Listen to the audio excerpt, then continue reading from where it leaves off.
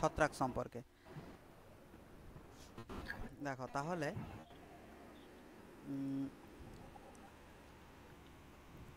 ছত্রাক, যাকে ইংরেজিতে ফাঙ্গি বলা হয়, ফাঙ্গি, এই ফাঙ্গি কথাটা এসছে, ফাঙ্গি বা একে ফাঙ্গাসও বলা হয়, এই যে ফাঙ্গাস, এই ফাঙ্গাস কথাটা এসছে ফাঙ্গোর কথা থেকে। এই যে ফাঙ্গোর, ফাঙ্গোর কথা থেকে ফাঙ্গাস কথাটা এসছে। আর এই ফাঙ্গাস কথার অর্থ হচ্ছে, বা ফাঙ্গোর কথার অর্থ দ্রুত বৃদ্ধি পাওয়া।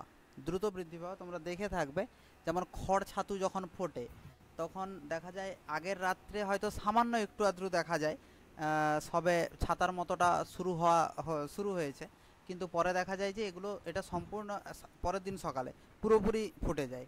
যার জন্য এরা এত দ্রুত বৃদ্ধি পায়, তাই জন্য এই কথাটার অর্থ, ফাঙ্গোর কথার অর্থ দ্রুত বৃদ্ধি পাওয়া। এরা যেহেতু দ্রুত বৃদ্ধি পায় তাই জন্য এদের নাম দেওয়া হয়েছে ফাঙ্গাস, আর এর বাংলা নাম হলো ছত্রাক। ঠিক আছে,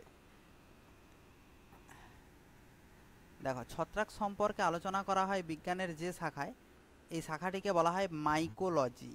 ছত্রাক সম্পর্কে আলোচনা করা হয় মাইকোলজিতে।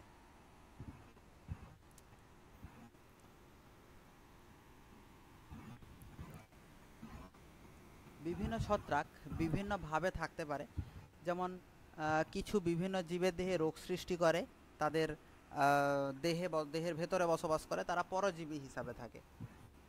আবার যেমন হেলমিনথোস্পোরিয়াম ওরাইজি ধান গাছের রোগ সৃষ্টি করে, ঠিক আছে, এরিসাইফি এরকম কিছু রোগ সৃষ্টি করে। কিন্তু আবার কিছু ছত্রাক মিথজীবী হিসাবেও থাকতে দেখা যায়। এই মিথজীবিত্বটা খুব ইম্পর্টেন্ট, এরপরে মিথজীবীর ওই লাইকেনকে নিয়ে পড়া আছে।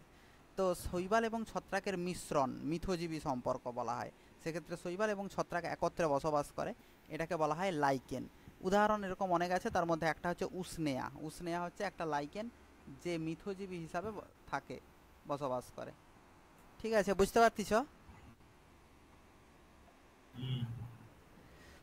এরপর মিথজীবী রূপে বসবাস করে আরও এক ধরনের ছত্রাক আছে, যেমন মাইকোরাইজা। মাইকোরাইজা পাইন উদ্ভিদের মূল, ধরো এটা একটা পাইন উদ্ভিদের প্রধান মূল, পাইন গাছ, যেই গাছগুলো পাহাড়ি অঞ্চলে জন্মায়, কনিফার জাতীয় উদ্ভিদ এদেরকে বলা হয়, এরকম পাইন উদ্ভিদের এটা মূল। সেক্ষেত্রে এদের ক্ষেত্রে দেখা যায় এই মাইকোরাইজারা একটা উদ্ভিদের মূল থেকে আরেকটা উদ্ভিদের মূল পর্যন্ত, এরা এরকম একটা উদ্ভিদের মূল অথবা যেখানে মাটিতে ফসফরাস আছে সেই ফসফরাস পর্যন্ত বিস্তৃত থাকে। এখানে ধরো অনেক ফসফরাস আছে, অথবা উদ্ভিদের কোনো মূলের সঙ্গে আরেকটা উদ্ভিদের মূলের সঙ্গে যুক্ত থাকে। এপাশে আরেকটা উদ্ভিদের, ধরো এটা একটা মূল, আরেকটা উদ্ভিদের মূল সেখানের সাথে যুক্ত আছে এটার সাথে। তো এটাই হচ্ছে মাইকোরাইজা। এরাও কিন্তু একটা মিথজীবী সম্পর্ক স্থাপন করছে, এরাও মিথজীবী সম্পর্ক স্থাপন করছে, একটা উদ্ভিদের মূল থেকে আরেকটা উদ্ভিদের মূল পর্যন্ত বিস্তৃত থাকে। ঠিক আছে, তো এই মাইকোরাইজারা মিথজীবী সম্পর্ক স্থাপন করে। আরেকটা খুব ইম্পর্ট্যান্ট হয়, আরেকটা জিনিস খুব ইম্পর্ট্যান্ট হয়, যেমন কপ্রোফিলাস ছত্রাক কাদেরকে বলা হয়। যে সমস্ত ছত্রাকরা শাকাশী প্রাণীর বিষ্ঠার ওপর জন্মায়, মানে কি মলের ওপরে জন্মায়, তাদেরকে বলা হয় কপ্রোফিলাস ছত্রাক। যেমন অ্যাসকোবোলাস, অ্যাসকোবোলাস একটা কপ্রোফিলাস ছত্রাক। যেখানে গোবর পড়ে থাকে, গোবরের ওপরে, দাঁড়াও, এরকম ধরো গোবরের ওপরে দেখা যায় এদেরকে জন্মাতে দেখা যায়, এইরকম কিছুটা বাটির মতো এইরকম টাইপের জন্মায়, অসংখ্য একসাথে জন্মায়, এগুলোকে বলা হয় কপ্রোফিলাস ছত্রাক।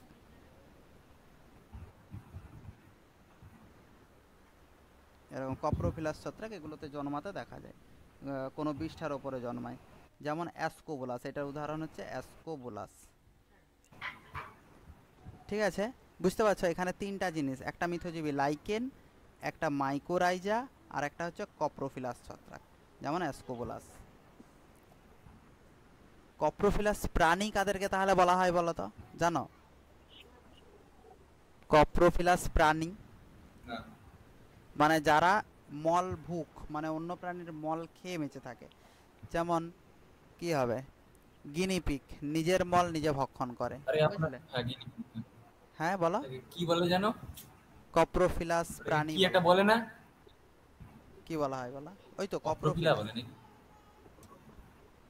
ওটাই বলা হয়। হ্যাঁ ওটাই বলা হয়। নাইনে ছিল না, নাইনে নাকি নাকি এটা ছিল, হ্যাঁ পড়ছিলাম। নাইনে ছিল।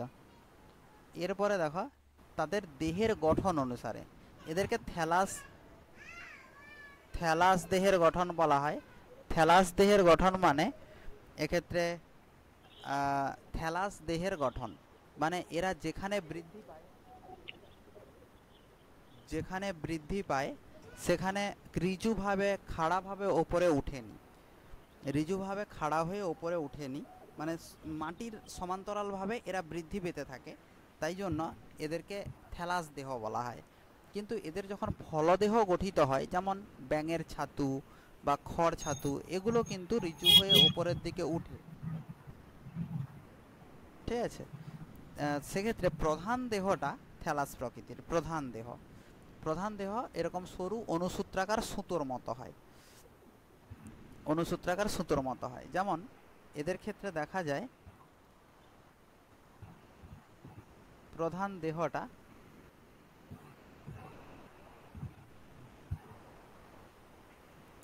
এরকম অনুসূত্রাকার সুতোর মতো, প্রধান দেহ যেখানে হয় এরকম অনুসূত্রাকার সুতোর মতো হয়। এরকম অনেকগুলো সুতো একসঙ্গে থাকতে পারে। যেমন ধরো যদি আলাদা আলাদা করে এই সুতোগুলোকে দেখানো হয়, ধরো ওটা একটা সুতো, এর মধ্যে এটা, এটার একটা সুতো আছে অনুসূত্রাকার সুতো, এরকম অসংখ্য সুতোর মতো গঠন একসঙ্গে আছে। তো এখন এই যে পুরো গঠনটা, পুরো গঠনটা তার পুরো গঠনটাকে বলা হয় তার মাইসেলিয়াম, ঠিক আছে? এই পুরো গঠনটাকে বলা হবে মাইসেলিয়াম গঠন। কিন্তু এখানে যে প্রত্যেকটা সুতোর মতো অংশ, এই প্রত্যেকটা সুতোর মতো অংশকে বলা যাবে হাইফি, ঠিক আছে? পুরো গঠনটা হচ্ছে মাইসেলিয়াম। যেমন এই যে পুরো গঠনটা, এইটাকে, এটাকে মাইসেলিয়াম বলা হবে, ঠিক আছে? বুঝতে পারলে? কিন্তু এইখানে যে একটা একটা সুতোর মতোকে দেখানো হয়েছে, এটাকে বলা হচ্ছে হাইফি। বুঝতে পারছে না পারোনি বলো? স্যার আরেকবার বলুন। দেখো, এই ছত্রাকরা যেখানে জন্মায় সেখানে অসংখ্য সরু সুতোর মতো গঠন সৃষ্টি করে। তুমি দেখে থাকবে আচারের ওপরে, আচারের ওপরে অনেক সময় জন্মে যায়। আচার যদি অনেক সময় খুলে রাখা হয় বা অনেক দিন ধরে পড়ে থাকে, সেক্ষেত্রে সরু সুতোর মতো জন্মে যায় তাতে। সেই সরু সুতোর মতোগুলোকে বলা হয়, সমস্ত গঠনটাকে একত্রে বলা হয়, এখানে এই যে সরু সুতোর মতো এটাকে বলা হয় মাইসেলিয়াম। এই পুরো গঠনটাকে একত্রে বলা হয়। কিন্তু এই সরু সুতোর মতো অনেক যে তার দেহটা গঠন করছে, সেক্ষেত্রে অনেকগুলো সরু সুতো এখানে এখানে থাকে। সেই প্রত্যেকটা সরু সুতোর মতো গঠনকে বলা হয় হাইফি, হাইফি বলা হয়। ঠিক আছে, বোঝা গেছে? হ্যাঁ স্যার। এবার দেখো, তাহলে থ্যালাস দেহের গঠন অনুযায়ী যে ভাগ করা যায়, থ্যালাস দেহের গঠন অনুযায়ী ভাগ করা যায়। যেমন এককোষী প্রকৃতির যারা হয়, এককোষী প্রকৃতির ছত্রাক, এককোষী, এককোষী প্রকৃতির ছত্রাক যেমন ইস্ট, ইস্ট হচ্ছে এককোষী প্রকৃতির ছত্রাক। ইস্ট কেমন দেখতে হয়? ইস্টরা সিম্পল একটা গোলাকার, পুরোপুরি একটা গোলাকার গঠন, কিছুটা লম্বাটে টাইপের গঠন। এই গঠনের অভ্যন্তরে নিউক্লিয়াস থাকে, এরকম বৃহৎ আকৃতি নিউক্লিয়াস থাকে। এগুলোতে পুরোটাই সাইটোপ্লাজম অবস্থান করে, এইগুলোতে সাইটোপ্লাজম থাকে। এটা হচ্ছে একটা ইস্ট। ইস্ট এর বিজ্ঞানসম্মত নাম হচ্ছে স্যাকারোমাইসিস, স্যাকারোমাইসিস বলা হয়। এই ইস্টরা এককোষী বা ইউনিসেলুলার প্রকৃতির হয়। কিন্তু এটাই একটি মাত্র এককোষী। ইস্টকে কোথায় ব্যবহার করা হয় বলো তো? পাউরুটিতে। হ্যাঁ, পাউরুটি তৈরিতে ব্যবহার করা হয়, বিস্কিট তৈরিতেও ব্যবহার করা হয়, কেক তৈরিতেও ব্যবহার করা হয়। তো বেকিং পাউডারের সঙ্গে এটা দেওয়া থাকে। অনেক কিছু খাওয়ারেই বর্তমানে ব্যবহার করা হচ্ছে, ইস্টকে কাজে লাগানো হচ্ছে, এ সন্ধান প্রক্রিয়া ঘটায়। ঠিক আছে, এই যে স্পঞ্জি ভাব, কেক পাউরুটি এগুলোর মধ্যে যে স্পঞ্জি ভাবটা এই সৃষ্টি করে। এরপর দেখো সূত্রাকার প্রকৃতির যে সমস্ত ছত্রাকরা হয়, অর্থাৎ একটু আগে যে ছবিটা দেখাইছিলাম এইখানে দেখা যাচ্ছে অসংখ্য সরু সুতোর মতো আছে, এই সরু সুতোগুলোকেই বলা হচ্ছে সূত্রাকার প্রকৃতির। তার এখানে একটা ছবিও দেওয়া হয়েছে এইটা। তো এটা হচ্ছে একটা সূত্রাকার প্রকৃতির গঠন। এই সূত্রাকার প্রকৃতির গঠনে এই যে দেখো যেটা বলছিলাম যে এই অনুসূত্রগুলোকে হাইফা বলা হয়, আর মাইসেলিয়াম অনুসূত্র একত্রিত হয়ে যে দেহটা গঠন করে, সম্পূর্ণ দেহকে বলা হয় মাইসেলিয়াম। এটা একটা শর্ট কোশ্চেন, এটা খুব ইম্পর্টেন্ট একটা শর্ট কোশ্চেন হয় এটা থেকে ভিভিআই। উদাহরণ দেওয়া আছে অ্যাগারিকাস, এরকম অসংখ্য উদাহরণ হতে পারে, যেমন মিউকর, রাইজোপাস, বিভিন্ন টাইপের উদাহরণ সূত্রাকার দেহ বললেই বলা যায়। এরপর দেখো সিনোসাইটিক প্রকৃতির ছত্রাক। সিনোসাইটিক কাদের বলা হয়? সিনোসাইটিক অর্থাৎ যাদের দেহটা অনুসূত্রাকৃতি, যেমন এটা ধরো এর যদি প্রস্থচ্ছেদ করা যায় বা দেহটাকে যখন অনুবীক্ষণ যন্ত্রে বড় করে দেখা যাবে, তখন এই অনুসূত্রাকার দেহে ধরো এটা ভাগ হয়ে গেছে, এই যে ভাগ হয়ে গেছে, দেখো এটা একটা নালী গঠন সৃষ্টি করছে, এর মাঝে কোনো প্রস্থপ্রাচীর নেই, এইখানে মাঝখানে কোনো ভাগ নেই। ধরো যদি এইটা ভাগ থাকতো তাহলে এখানে একটা একটা কোষ আলাদা করা যেত, এরকম ভাগ থাকতো। ঠিক আছে, এইরকম কোনো ভাগ নেই, এটা মনে রাখবে, এইরকম কোনো ভাগ নেই। যার জন্য কি হচ্ছে, এই রকম যখন একটা দেহের মধ্যে অসংখ্য নিউক্লিয়াস একসাথে থাকে, ধরো এটা একটা নিউক্লিয়াস, এটা একটা নিউক্লিয়াস, এটা অসংখ্য নিউক্লিয়াস একসাথে ছড়িয়ে ছিটিয়ে থাকে, এই যে দেখো ছড়িয়ে ছিটিয়ে আছে, তখন এই রকম গঠনকে বলা হয় সিনোসাইটিক প্রকৃতির ছত্রাক। সিনোসাইটিক প্রকৃতির ছত্রাক। দেখো জাইগোমাইসিটিস বিভাগের ছত্রাকদেরকে প্রধানত 4 ভাগে ভাগ করা যায়: জাইগোমাইসিটিস, অ্যাস্কোমাইসিটিস, বেসিডিওমাইসিটিস, ডিউটারোমাইসিটিস। তার মধ্যে এই জাইগোমাইসিটিস বিভাগের ছত্রাকরা হলো সিনোসাইটিক প্রকৃতির। উদাহরণ হবে রাইজোপাস। ঠিক আছে, রাইজোপাস। আরেকটা উদাহরণ হয় সেটা হচ্ছে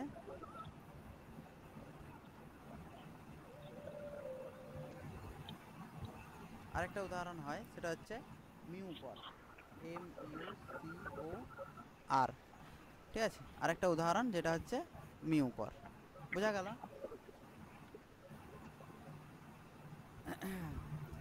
তাহলে মিউকরের এই যে প্রত্যেকটা গঠন, এইগুলোকে একটা একটা হাইফি বলা হচ্ছে। ঠিক আছে, আর পুরো দেহের গঠনটাকে বলা হয় মাইসেলিয়াম। বোঝা গেল? বলো, এটা বুঝতে পারছো নাকি? সিনসিটিয়াম দিয়ে কিন্তু কোশ্চেন পড়তে পারে, এদেরকে সিনোসাইটিক হাইফি বলা হয়। বলো, বুঝতে পারছো নাকি? বলো।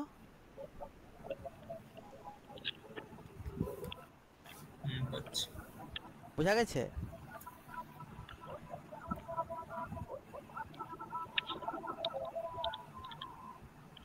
হ্যালো?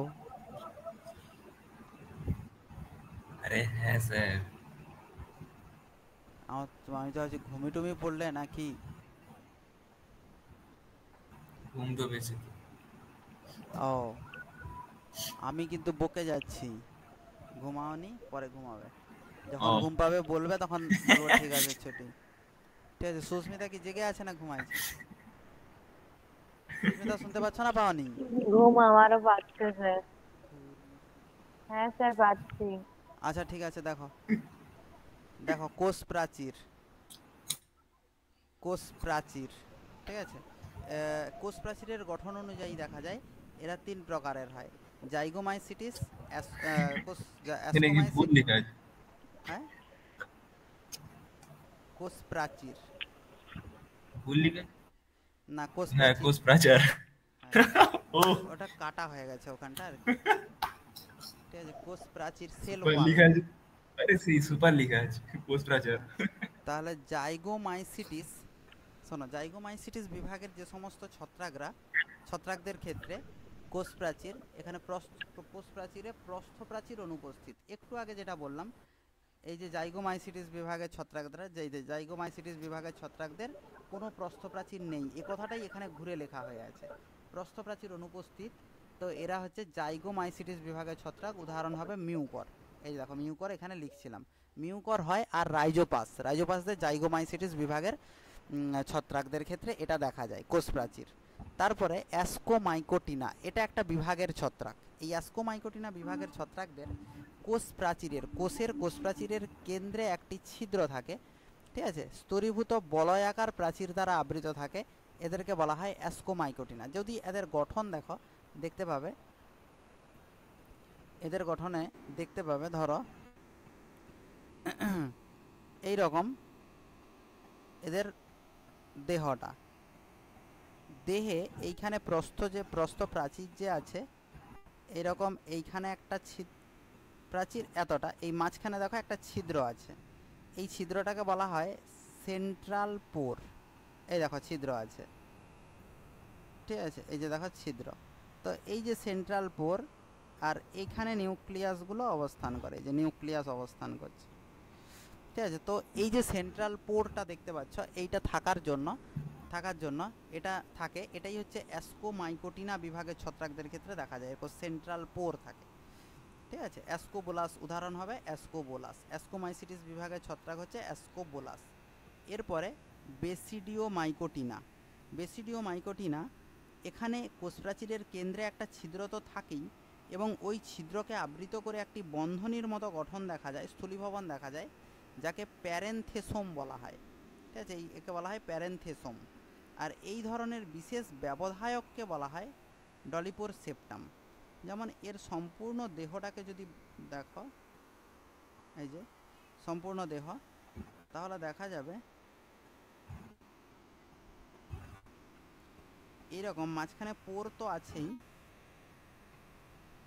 এরকম পোর আছে, সেন্ট্রাল পোর, আর তারপরে একে ঘিরে এইরকম একটা বন্ধনীর মতো গঠন সৃষ্টি করছে, একে ঘিরে এরকম একটা বন্ধনীর মতো গঠন সৃষ্টি করছে, ঠিক আছে। এইটাকে বলা হয়, এই ডলিপোর সেপ্টাম, এই ব্যবধায়কটাকে বলা হয়, ঠিক আছে, যেটা শুধুমাত্র দেখা যায় বেসিডিওমাইকোটিনা বিভাগের ছত্রাকদের ক্ষেত্রে, ঠিক আছে, বেসিডিওমাইকোটিনা বিভাগের ছত্রাকদের ক্ষেত্রে এটা দেখা যায়। এরপরে দেখো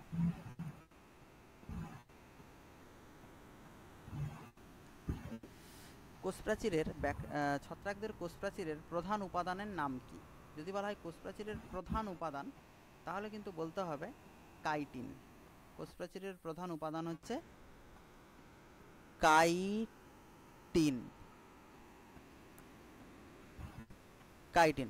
তবে বিভিন্ন গোষ্ঠীর ছত্রাকদের কাইটিনের সাথেও অন্যান্য উপকারী উপাদান থাকে, যেমন ধরো যেগুলো খুবই ইম্পর্টেন্ট, সিলেবাসে আছে, জাইগোমাইকোটিনা বা জাইগোমাইসিটিস বিভাগের ছত্রাকদের ক্ষেত্রে কাইটিন তো থাকেই, তার সাথে থাকে কাইটোসিন। অ্যাসকোমাইসিটিস আর বেসিডিওমাইসিটিস বিভাগের ছত্রাকদের ক্ষেত্রে কাইটিন তো থাকে, তার সাথে থাকে গ্লুকান, ঠিক আছে, গ্লুকান।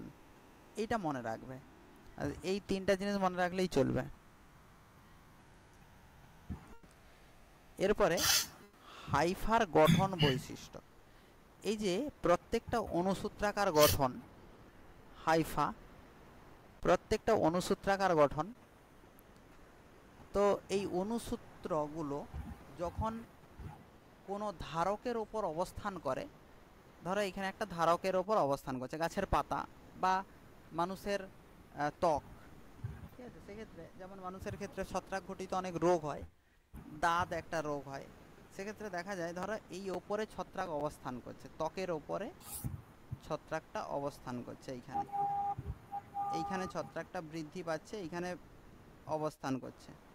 কি ঘটনা ঘটায় এই ছত্রাকরা? এইখান থেকে এই প্রাচীরটা ভেদ করে দেহের ভেতরে স্থানান্তরিত হয়, ভেতরে গিয়ে এরকম একটা গদার মতো গঠন সৃষ্টি করে। এরকম কেন গঠন সৃষ্টি করবে? কারণ তারা খাদ্য উপাদানটা যাতে বেশি শোষণ করতে পারে, তাই জন্য, ঠিক আছে। আবার এই গঠনটাতে দেখা যায় অনেক সময় এরকম ভেতরে গিয়ে অনেকগুলো সরু সরু সুতোর মতো গঠন সৃষ্টি করে নেয়, যাতে এখান থেকেও খাদ্য উপাদানকে বেশি গ্রহণ করতে পারবে। কি বলছি বুঝতে পারছো? এরকম গঠনও সৃষ্টি করে নেয়। তো এটাকেই বলা হয় হস্টোরিয়াম। এটা খুব ইম্পর্ট্যান্ট একটা শর্ট কোশ্চেন হতে পারে। হস্টোরিয়ামের কাজ কি? হস্টোরিয়াম হচ্ছে পৃষ্ঠতলে থাকে, পোষক দেহের পুষ্টিরস শোষণ করাই এর প্রধান কাজ। এর প্রধান তিনটি অংশ, ভূমি, বৃন্ত আর দেহ। দেখো এইখানের অংশটা, যে অংশটা প্রবেশ করছে, দাঁড়াও, যেই অংশটা সবে উপরে আছে এই অংশটাকে বলা হয় ভূমি। দেখো পর্দার সঙ্গে এই উপরে যেটা থাকবে সেটাকে বলা হয় ভূমি। বৃন্ত কোনটা? এই সবে প্রবেশ করছে যেটা, এটা বৃন্ত, অর্থাৎ এই ভেতরের এই অংশটা হচ্ছে বৃন্ত। আর তারপরে এই যে স্ফীত গঠন সৃষ্টি করছে এটাকে বলা হয়, এই স্ফীত গঠনটাকে বলা হয় দেহ। ঠিক আছে, ভূমি, বৃন্ত আর দেহ, এই তিনটা অংশ দ্বারা এদের দেহ গঠিত হয়।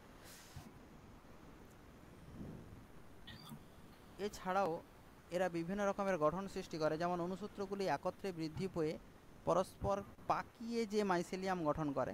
ধরো এমনভাবে অবস্থান করবে, এটা কি করবে, পরস্পরকে এরকম পাকিয়ে দিচ্ছে, পরস্পরকে পাকিয়ে অবস্থান করলে, পেঁচিয়ে অবস্থান করলে তখন তাকে কি বলা হয়?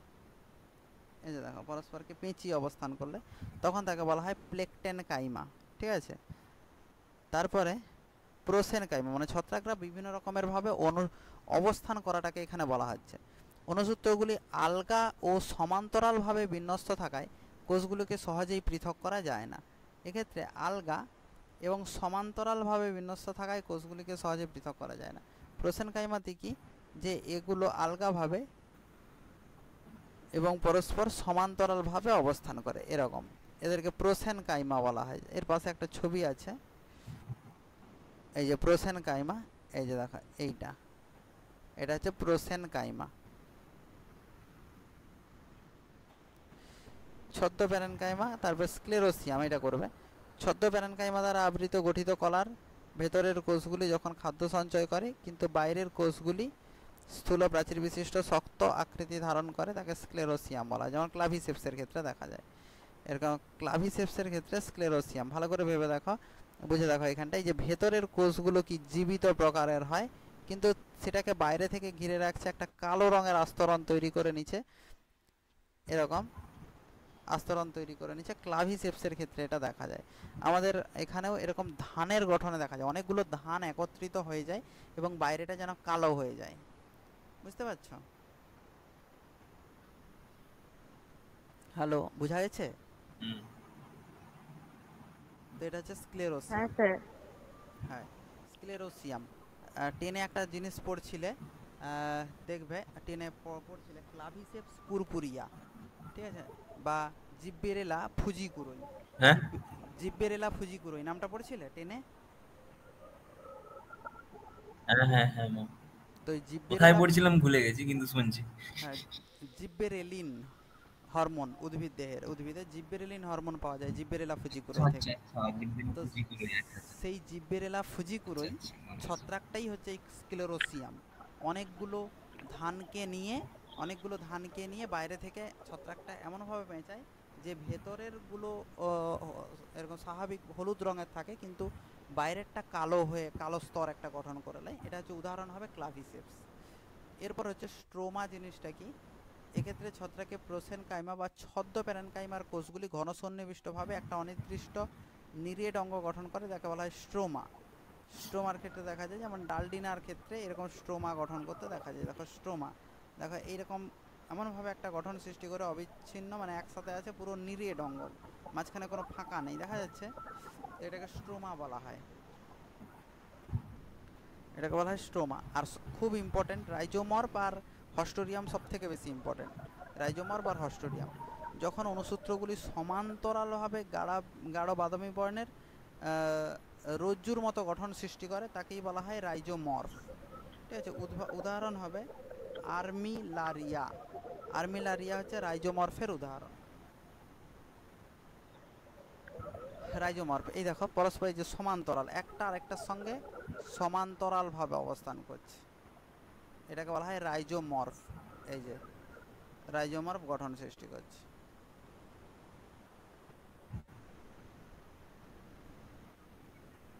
দেখো তাহলে হচ্ছে ছত্রাকদের, এবার হচ্ছে পুষ্টি। পুষ্টির তো সকলেরই প্রক্রিয়া একই রকম কিন্তু উদাহরণটা আলাদা হয়ে যায়। মৃতজীবী পুষ্টি কারা সম্পন্ন করে? মৃতজীবী পুষ্টি, ঠিক আছে, মৃতজীবী পুষ্টি সম্পন্ন করে মৃতজীবী, অর্থাৎ যারা মৃত জীবের ওপর বসবাস করে সেখান থেকে পুষ্টি সংগ্রহ করে বেঁচে থাকে। যেমন দু ধরনের হয়, বাধ্যতামূলক মৃতজীবী। বাধ্যতামূলক মৃতজীবী মানে যারা সম্পূর্ণরূপে বাধ্য, কারণ এরা মৃতজীব ছাড়া বেঁচেই থাকতে পারবে না, তাদেরকে বলা হয় বাধ্যতামূলক মৃতজীবী। মৃতজীব ছাড়া বেঁচে থাকতে পারবে না। যেমন রাইজোপাস, রাইজোপাসরা এরা সাধারণত নষ্ট হয়ে যাওয়া কেক, পাউরুটি এগুলোর ওপরে জন্মায়, ঠিক আছে, পচনশীল বস্তুর উপরে। তো যার জন্য কি হচ্ছে, এরা বাধ্যতামূলক মৃতজীবী। আবার আরেক টাইপের হয় যেমন ইচ্ছাধীন মৃতজীবী বা ফ্যাকাল্টেটিভ স্যাপ্রোফাইট। মৃতজীবীকে ইংরেজিতে স্যাপ্রোফাইট বলা হয়, ঠিক আছে। বাধ্যতামূলকের নাম অব্লিগেট স্যাপ্রোফাইট, আর এরা হচ্ছে ফ্যাকাল্টেটিভ স্যাপ্রোফাইট। ফ্যাকাল্টেটিভরা কি, যে এরা ইচ্ছাধীন, এরা নিজেদের ইচ্ছায় হতে পারে পরজীবীও থেকেও জীবন ধারণ করতে পারে, আবার স্যার বেঁচে কথা থাকতে পারে। ঝরে যাচ্ছে। আচ্ছা, পরজীবী থেকেও জীবন ধারণ করে বেঁচে থাকতে পারে, পরজীবী কোনো জীব থেকে। আবার পরজীবী যদি না পায় তখন মৃতজীবীর ওপর নির্ভর করে পুষ্টির জন্য, তাদেরকে বলা হয় ইচ্ছাধীন মৃতজীবী। যেমন ফ্যাকাল্টেটিভ স্যাপ্রোফাইট এদেরকে বলা হয়। উদাহরণ হবে উষ্টিলাগো, এই যে উদাহরণটা উষ্টিলাগো, এরা হচ্ছে ইচ্ছাধীন বা ফ্যাকাল্টেটিভ স্যাপ্রোফাইট। এরপর পরজীবী। স্যার স্ক্রিন দেখা যাচ্ছে নি। স্ক্রিনটা দেখা যাচ্ছে নি? না, আমার তো দেখা যাচ্ছে, তাহলে কেন বলো তো দেখা যায়নি? নেটওয়ার্ক প্রবলেম হচ্ছে তো। ডেবরায় হ্যাঁ? টাওয়ার পড়েই। নেটওয়ার্কের প্রবলেম হতেও পারে। নেটওয়ার্ক প্রবলেমের জন্যই তোমার হচ্ছে কি মনে হচ্ছে। নেট শেষ হয়ে গেছে? আজকে নেটই চলেনি, সকাল থেকে নেট শেষ হয়ে গেছে, পুরো নেটটাই পড়ে আছে। স্যার যেখানে আছি স্যার এত নেটওয়ার্ক প্রবলেম হচ্ছে। আচ্ছা ঠিক আছে, আমি একটা ব্যবস্থা করছি, এই যে ভিডিওগুলোকে আমি ভিডিও তৈরি করে পাঠিয়ে দেবো, হ্যাঁ, দেখে নেবে, সেখানে দেখতে পেয়ে যাবে। আর এখন শোনো, আরেকটু পড়াবো, এটা শুনে নাও, ঠিক আছে। পরজীবী, সেখানে ঠিক আছে সব, বলুন স্যার। হ্যাঁ, পরজীবী, এই যে পরজীবী কাদেরকে বলা হয়, যারা অন্য কোনো জীবের ওপর আশ্রয় করে বেঁচে থাকবে, পরজীবী। অন্য কোনো জীবিত জীব হতে হবে এটা, তবেই পরজীবী বলা হবে, এবং তার দেহের ক্ষতি সাধন করবে, তাকে মৃত্যু মুখে নিয়ে যাবে, সেটাই হচ্ছে পরজীবী। যেমন এখানেও হয় অব্লিগেট প্যারাসাইট আর ফ্যাকাল্টেটিভ প্যারাসাইট। অব্লিগেট প্যারাসাইট কারা, যারা বাধ্যতামূলক, মানে তারা পরজীবী ছাড়া বেঁচেই থাকতে পারবে না। যেমন পাকসিনিয়া, পাকসিনিয়া হচ্ছে গমের রোগ সৃষ্টি করে, মরিচা দাগ রোগ সৃষ্টি করে গমের ক্ষেত্রে। আবার ইচ্ছাধীন পরজীবী মানে, ইচ্ছাধীন পরজীবী এই আগের মতোই, যে পরজীবী সে তার নিজের মৃতজীবী রূপেও থাকতে পারে, আবার সেক্ষেত্রে অন্য জীবিত জীবের উপর বসবাসও করতে পারে। সে চলে গেছে, নেটওয়ার্কের প্রবলেম হয়তো। নেটওয়ার্কের প্রবলেম? আমার তো প্রবলেম হচ্ছে না, হয়তো সেখানে হচ্ছে, তার হচ্ছে হয়তো। ও আচ্ছা আচ্ছা, ঘর কোথায়, মেয়েটা ডেবরা? হ্যাঁ হ্যাঁ, শোনো, ইচ্ছাধীন পরজীবী, ঠিক আছে, তো সেক্ষেত্রে বহি পরজীবী, এই যে বহি পরজীবী হতে পারে, অন্ত পরজীবী হতে পারে। বহি পরজীবী কোনটা, যে এক্ষেত্রে দেহের বাইরেই বসবাস করবে, ঠিক আছে, দেহের বাইরে, ধরো এটা একটা অঙ্গ, ধরো দেহের বাইরের আবরণ, সেটা উদ্ভিদের ক্ষেত্রে হতে পারে এপিডার্মিস, মানুষের ক্ষেত্রে দেহের ত্বক হতে পারে, সেই ত্বকের ওপরে এরা যে বসবাস করবে এইরকম, শুধু বাইরে বাইরে বসবাস করবে, দেহের ভেতরে প্রবেশ করছে না, ঠিক আছে। তো এই ছত্রাক সচরাচর অ্যাপ্রেসোরিয়াম নামক অঙ্গের মাধ্যমে পোষক দেহের সঙ্গে আটকে থাকে। পোষক দেহের সঙ্গে আটকে থাকার জন্য এদের এক ধরনের অঙ্গকে ব্যবহার করে, যেটা অগ্রভাগে অবস্থান করে, এদের দেহেও থাকে, যেটাকে অ্যাপ্রেসোরিয়াম বলা হয়। যেমন এরিস হাইফির ক্ষেত্রে এটা লক্ষ্য করা যায়। আবার অন্তঃপরজীবী, সেক্ষেত্রে দেহের ভেতরে প্রবেশ করে যাবে, এটা যদি ত্বক হয় এরকম এই যে ছত্রাকটা এরা কি করবে, দেহের ভেতরে প্রবেশ করবে, দেহের ভেতরে ওই যে হস্টোরিয়াম তৈরি করবে, আরও পেঁচিয়ে আকৃতিতে বৃহৎ হবে, হস্টোরিয়াম তৈরি করে অবস্থান করবে। যেমন সাউন্ড পাকসিনিয়া। আসছে নি, সাউন্ড আসছে নি, সাউন্ড আসছে নি, কি হয়েছে? হ্যাঁ শুনতে পাচ্ছ? হ্যালো। ক্লিয়ারলি আসছে নি, যেন জড়িয়ে গেল যেন। হ্যাঁ, উদাহরণ হবে পাকসিনিয়া। ঠিক আছে, পাকসিনিয়ার ক্ষেত্রে এটা দেখা যায়। এবার আসছে হুম। দেখো, এবার হচ্ছে মিথজীবী পুষ্টি। মিথজীবী বলতে দুটো জীব যখন পরস্পরের সহচার্যে জীবন ধারণ করে তাকে বলা হয় মিথজীবী পুষ্টি। যেমন এক্ষেত্রে লাইকেন, একটু আগেই একটা জায়গাতে ছিল, লাইকেনরা যেখানে শৈবাল এবং ছত্রাক দুটি জীব একত্রে বসবাস করে তারাই হচ্ছে লাইকেন।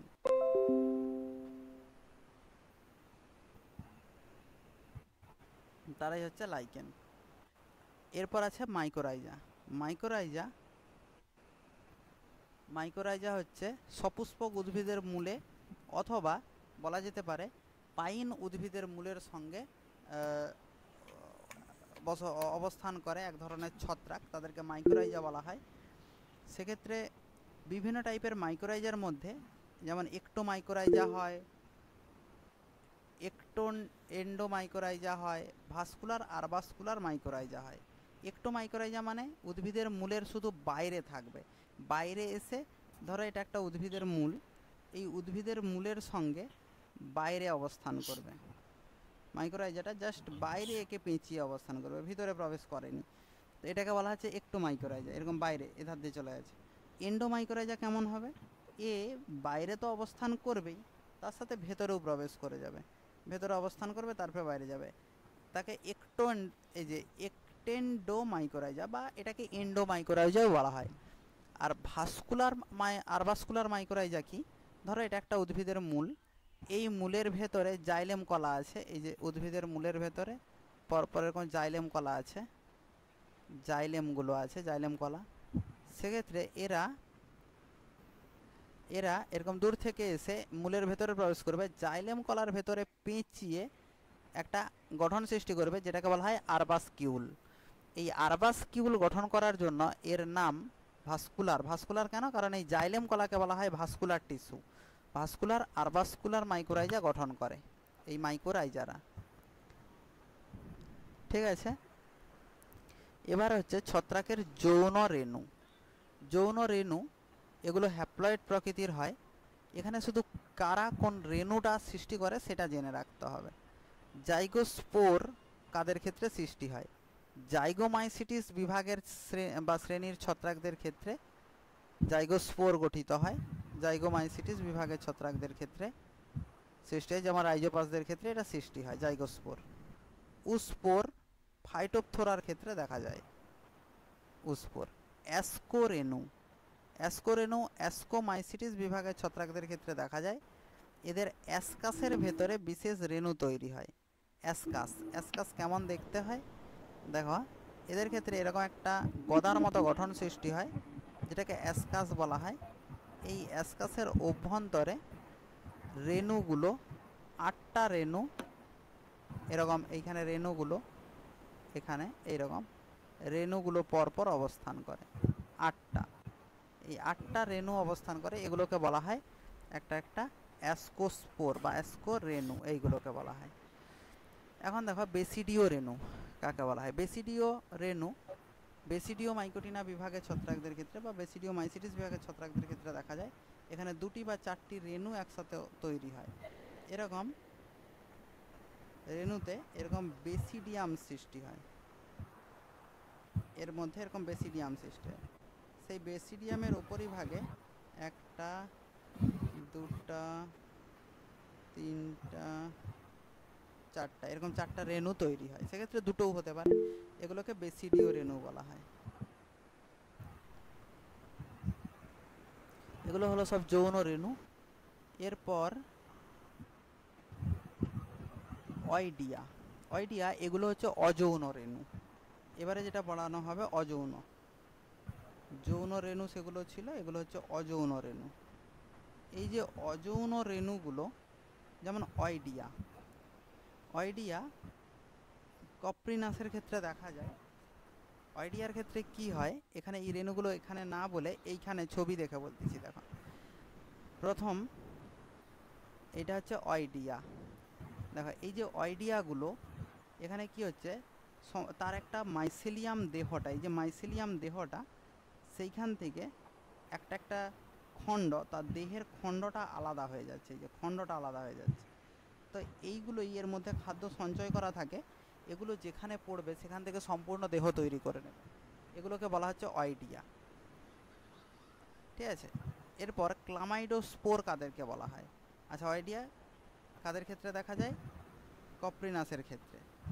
ঠিক আছে, এরপর ক্লামাইডো রেণু দেখা যায় ফাইটোপথোরার ক্ষেত্রে, ক্লামাইডোস্পোর। দেখো ক্লামাইডোস্পোর এই যে সম্পূর্ণ দেহটা, এই যে এইটা একটা সম্পূর্ণ দেহ তৈরি হয়েছে, এইটা এর মাঝে মাঝের একটা একটা কোষ খাদ্য সঞ্চয় করে আকৃতিতে স্ফীত হয়ে যাচ্ছে। এই যে এগুলো এখান থেকে আলাদা হয়ে গিয়ে সম্পূর্ণ দেহ তৈরি করবে, এগুলোকেই বলা হচ্ছে ক্লামাইডোস্পোর। ঠিক আছে, এরপরে কনিডিয়া। কনিডিয়া তো অনেকগুলোর ক্ষেত্রে দেখা যাচ্ছে, এটার ক্ষেত্রে আছে, এটার ক্ষেত্রে আছে, সবই প্রায় একই। কনিডিয়া তৈরি হয় যে বায়বীয় শাখায়, তাকে বলা হয় কনিডিও ফোর। এটা ভিভিআই কোশ্চেন, কনিডিও ফোর থেকে কনিডিয়া সৃষ্টি হয়। এই কনিডিও ফোরের অগ্রভাগে এখানে মেটুলি তৈরি হয়, এইটার নাম মেটুলি। তারপরে তৈরি হয় স্টেরিকমা, এগুলোকে বলা হয় স্টেরিকমা। স্টেরিকমার অগ্রভাগে তৈরি হয় অনেকগুলো কনিডিয়া। এই কনিডিয়াটাকে অনেকগুলো যখন একসঙ্গে হয়, এটাকে দেখতে ঝাঁটার মতো লাগে দেখতে। এটা কাদের ক্ষেত্রে দেখা যায়? এটা পেনিসিলিয়ামের ক্ষেত্রে দেখা যায়।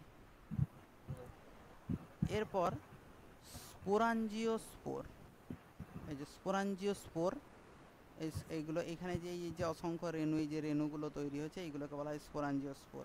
স্পোরাঞ্জিওস্পোর তৈরি হয় কার ভেতরে? এইগুলো স্পোরাঞ্জিওস্পোর এই তৈরিটা হচ্ছে কার ভেতরে? যে গদার মতো গঠনটার ভেতরে তৈরি হয়েছে, সেটাকে বলা হয়, গদার মতো গঠনটাকে বলা হয় স্পোরাঞ্জিয়াম। এখানে মনে রাখবে, এই রেণুগুলো যখন আকৃতি আরও বাড়তে থাকবে, বৃদ্ধি পেতে থাকবে সংখ্যায়, তখন এই উপরিভাগে যে বাতাস থাকে, সেই বাতাস এসে জমা হয় এই নিচের অংশে, এইটাতে। এইটাকে বলা হয়, এই নিচের অংশের এই অংশটাকে বলা হয় কলুমেলি।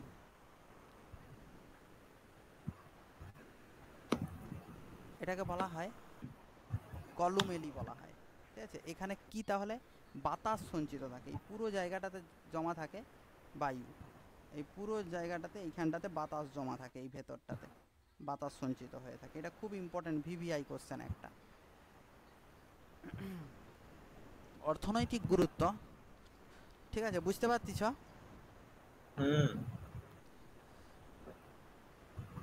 এবার দেখো অর্থনৈতিক গুরুত্ব।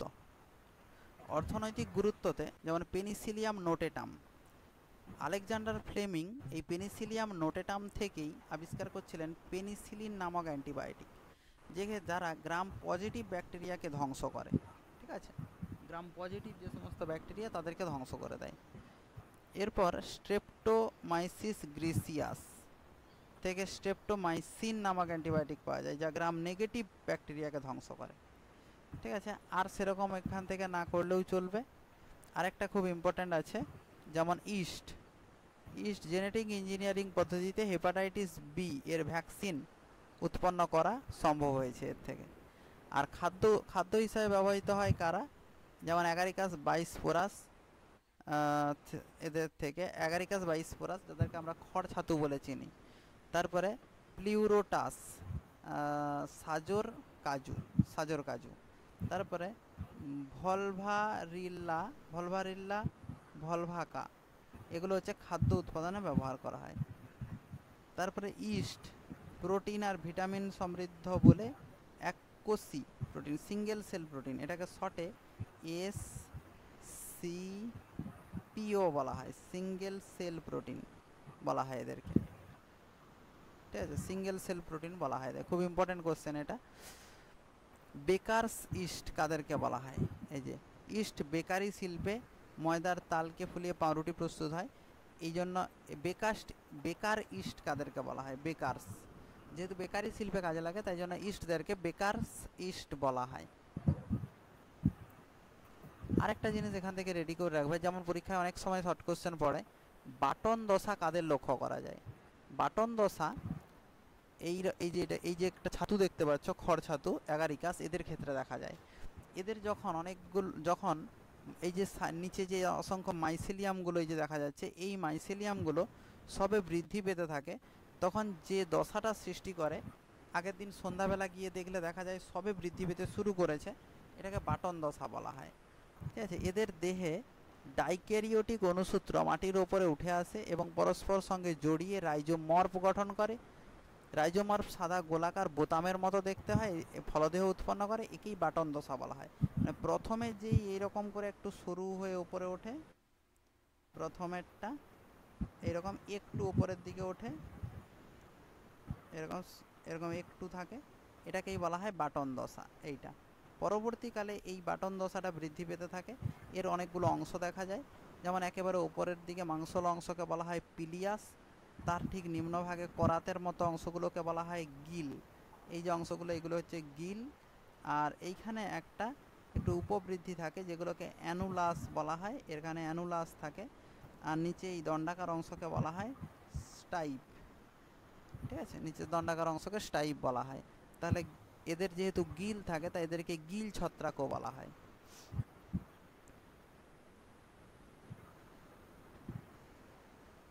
এতটাই থাকুক, আর ভালো আর লাগে। একটাই লাস্ট বাকি আছে, ডিউটারোমাইকোটিনা বিভাগের ছত্রাকরা। ডিউটারোমাইকোটিনার বিভাগের যে ছত্রাক, ঠিক আছে, এদের ক্ষেত্রে বিশেষ ইম্পর্ট্যান্ট কিছু জিনিস আছে। যেমন এদের যৌন জনন বা পারফেক্ট দশা অনুপস্থিত, তাই এদের ইমপারফেক্ট ছত্রাক বলা হয়। ফাঙ্গি ইমপারফেক্টই বলা হয়, কারণ এদের যৌন জনন বা পারফেক্ট দশা অনুপস্থিত, এখনও খুঁজে পাওয়া যায়নি, আবিষ্কারই হয়নি। আর জীবনচক্রে সুনির্দিষ্টভাবে প্লাজমোগ্যামি, ক্যারিওগ্যামি, মিওসিস সম্পন্ন হয় না বলে এই ধরনের জীবনচক্রকে বিভ্রম যৌনচক্র বলা হয়। এদের জীবনচক্রকে বিভ্রম যৌনচক্র বলা হয়। উদাহরণ কি? হেলমিনথোস্পোরিয়াম ওরাইজির ক্ষেত্রে দেখা যায়, কোলেটোট্রিকাম ফালকাটামের ক্ষেত্রে দেখা যায়, ফিউসারিয়াম উডামের ক্ষেত্রে দেখা যায়। ঠিক আছে, এই এতটাই। এরা বিভিন্ন রোগ সৃষ্টি করে, ঠিক আছে, এই রোগগুলো সৃষ্টি করে, চর্মরোগ বিভিন্ন। এর পরের দিন লাইকেনটা পড়াবো, ঠিক আছে, লাইকেন, ভাইরাস, ভাইরেট, এগুলো আছে। ঠিক আছে, এতটা পর্যন্ত পড়ানো হলো।